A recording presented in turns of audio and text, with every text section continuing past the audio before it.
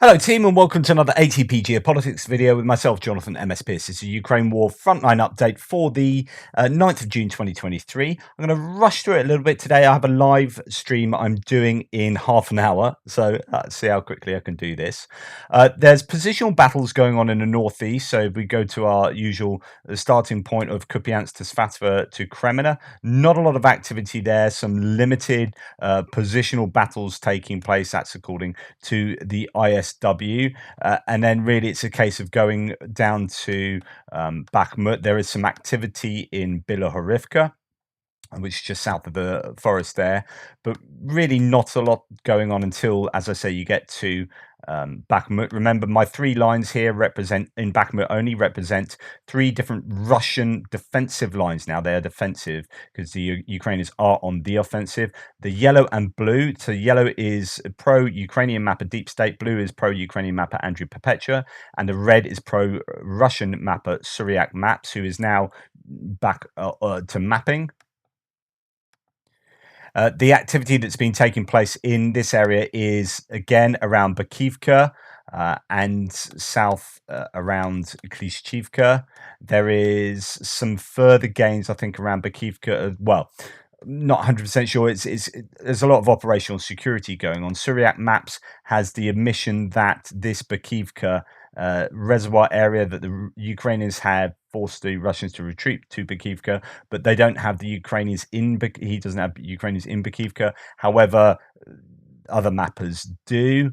And then south of Bakhmut, they have the situation of the Russians being pushed across the canal to the west of Adiivka, really, just further down south, where the Russians were in these kind of tree lines there. So that's according to Suryak Maps, as you can see. And then no report says Bakhmut northern axis. Russian reinforcements reportedly arrived in Bakivka from Paratkivivka, so that's the town that's just next to it, as you can see there. The town is currently contested. That is, Bakivka is contested. Zalizny is a grey zone, so that's interesting, as the AFU is just north and Russian forces south of it. There are initial reports of Ukrainians attacking Yahidna from the west. So this is, my map will not be like current. There have been movements since here. So the understanding from no reports is that Zalizny, this whole area, is grey, as well as Yahidna being pressed from the west now. So as the Ukrainians have got this kind of salient going into just south of Dubovo-Vasilivka and into Bakivka, they're also able to pressure Yahidna from the west, and that might, look like cutting the Russian supply routes from the north into Bakhmut. So that would be pretty interesting. And there were claims the other day that Ukrainians may be attacking Bakivka from the west as well. So who knows what's going on exactly in that area? As no report suggests, the Russian control zone is a lot smaller now. And then onto the southern axis, the Ukrainians are making progress. The 3rd Assault Brigade around the Donbass Canal is making progress there, but also the 24th Battalion Adar plays a major role in two strategic places immediately northwest of Klishchivka, looking to publish a map tomorrow, he says. Videos posted last week show soldiers from the 3rd Assault Brigade assaulting Russian positions near Bakhmut with tanks, BMP-1 and YPR 65 with 765. That's a Dutch version of the M113 APC, the Americans, the old one the Americans have. That suggests that they are attacking with combined arms rather than Bakhmut was mainly taken by the Russians without much mechanized equipment outside of self-propelled artillery. They didn't really use any tanks, just a lot of humans, whereas the Ukrainians are using combined arms to take back the land there. So there's a lot of activity going around in Bakhmut. The ISW says geolocated footage published June the 7th indicates that Russian forces have made limited advance near Bakivka, and this geolocated footage has vehicles, I think these are destroyed vehicles possibly, in this area. And that would suggest, yep, so they are active. Actually, that's slightly in the grey zone as according to my map. Let's look at other positions. So there is a tank at this point, and Yep, so you'd expect that behind Ukrainian lines there. That's our own tank. And the strike, they think, is here. So hammering positions uh, at this location. Oops. So is that right? Is that what I had? I don't think so. Yeah. Yeah. So actually, that's probably out of date now. That kind of activity's taken place, and they've taken that land. So that is just some geolocated, confirmed footage of, I guess, Ukrainian advances into that salient. So as we come out of Bakhmut, we can safely say that there will be a lot of activity taking place there today. There will be some movements. I expect some mapping changes definitely to the north over the next 24 hours and possibly some around Klishchivka. Uh, there's less footage coming out there than we got a glut of footage over the last week and last couple of days. There's slightly less coming out there, and I think that's probably because everyone's attention is turned to Zaporito. Anyway, as we come down south, we come on to Avdiivka, and there is activity there, as according to the ISW. Um, Oh, by the way, Cherevati, the spokesperson for the Ukrainian Eastern Group of Forces, says that 81,000 Wagner servicemen were killed or wounded in fighting in Bakhmut since July. So that's some more numbers that the Ukrainians have put out.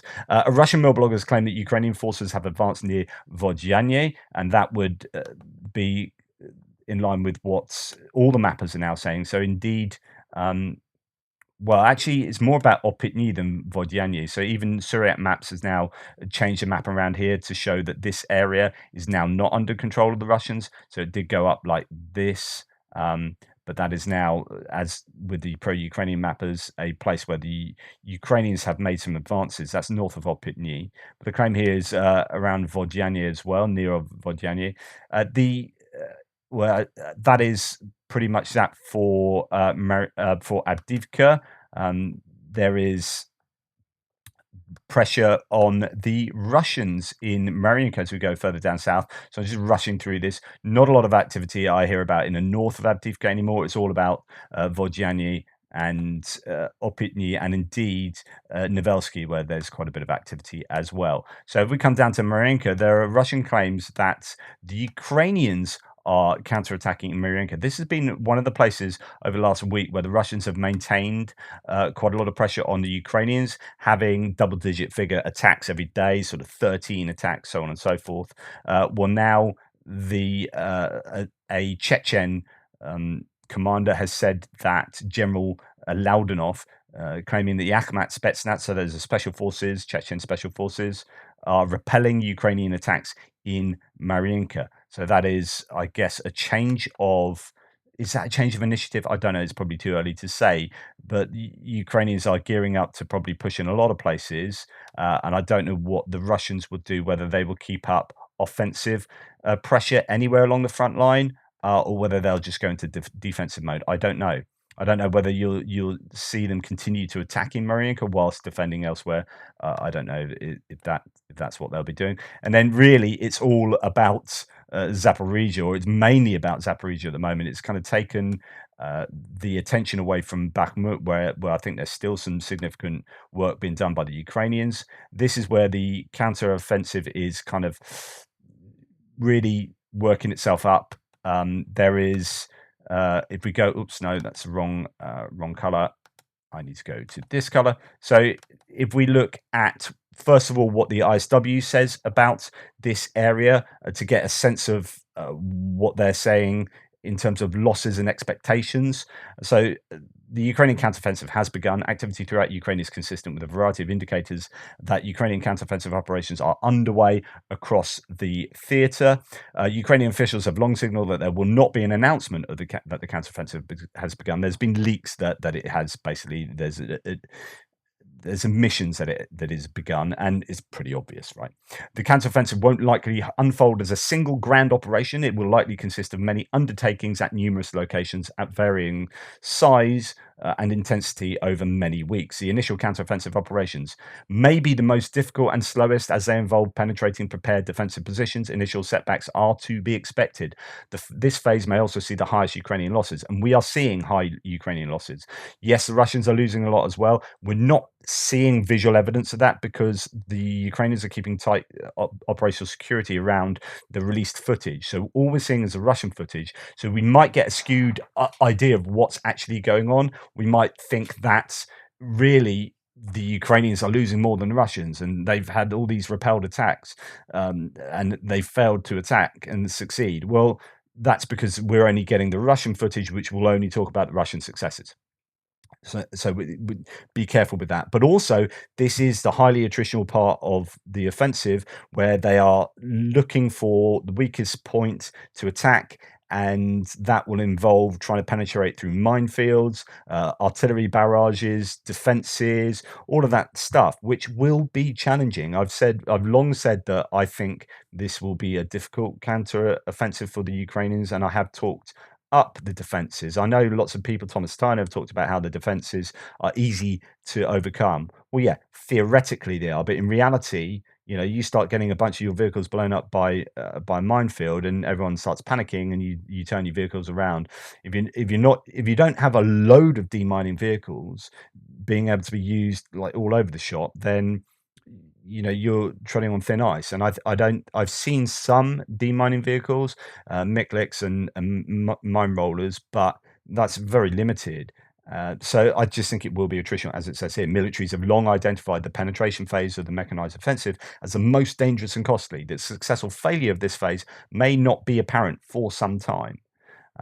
Ukrainian officials yesterday announced that Ukrainian troops have moved onto the offensive in Bakhmut. Ukrainian military officials announced yesterday that Ukrainian troops advanced 200 meters to 1 kilometer in unspecified sectors of Bakhmut area. Russian forces are concerned about Ukrainian attacks in the southwest, northwest, and northeastern outskirts of the city, so on and so forth. And it goes on to talk. Ukrainian forces have conducted localized attacks in the western Donetsk, eastern Zaporito Oblast border area over the past few days.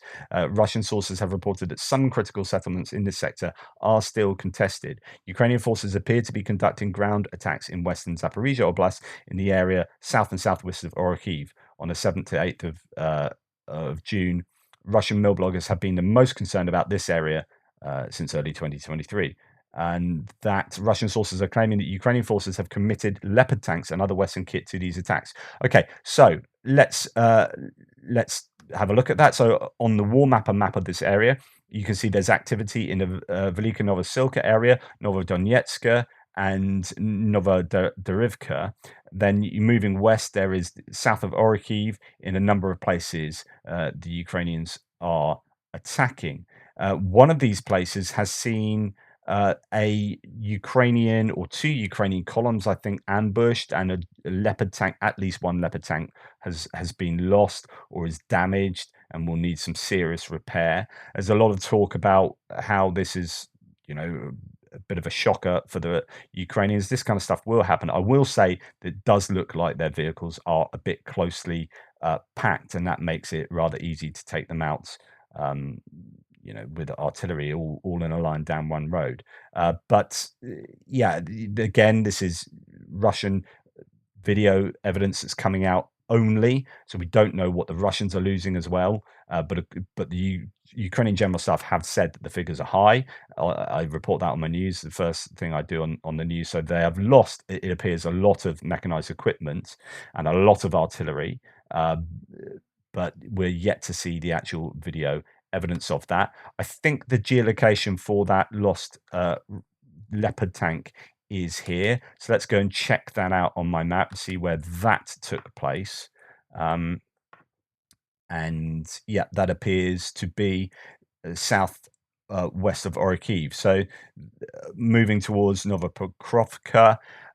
I do wonder about the use of the Leopard 2s in these penetrating smaller attacks. I was expecting to be using a larger push throughs, but I don't know how they've kind of spread out that equipment across their across their units. Poulet Volon's map here shows how many places they're attacking around that Orikhiv front line, all the way to the reservoir near Kamyanska. So that's Lobkova. So there is some information on that. Let's go to No Report says a summary of what happened overnight based on Russian reports. Fighting reported near Lobkova axis. Lobkova has been returned to contested. The Ukrainians have advanced close to Robert Turner, and several positions are taken by the Ukrainians south of Orikhiv, according to Wargonzo, who calls it serious. It says very serious there. Wargonzo says there are high casualties, very violent, high casualties on both sides. If he's admitting that for both sides, it means that the Russians are losing high casualties, is how I'd interpret that. So that is all of this axis having quite a lot of heavy activity, and Robert Turner is being attacked. So that's here. So on my map, just to let you know, that's where the tank seems to have been hit, and Robert Turner is south of Orikhiv down there. So there are attacks towards there. Lots of activity, but not a lot of clarity of exactly what is taking place. No Reports says to continue in the Volskaya Novasilke area. So that is to the east of here. We have activity that has been leading to Russians pushing back in certain areas. Just to let you know, the Poulet Volant map there has Russians retaking an area around Novodarivka. That went from Ukrainian liberating the town to Russians taking it back to Andrew Perpetua. I think it's a grey zone. I'm not 100% sure exactly who owns what, who controls what around there. So Ukrainian units that were geolocated near Novodonetsk. Russian sources claim fighting is ongoing there. Novodonetsk is on the other side from Novodarivka. So you've got Novodarivka there, and Novodonetsk is here. This is where the Ukrainians have tried to get some kind of penetration into the lines. This is, you can kind of see the river coming down there. This is low ground that Volskaya Novasilke sits in. So the Ukrainians appear to be not so intent on settlements, but trying to get the high ground that then will give them, if they get this high ground here, that gives them quite a lot of sight across to the east, across this much lower ground. Ukrainian units geolocated fighting here. Active combat and artillery fire is reported in the outlined areas.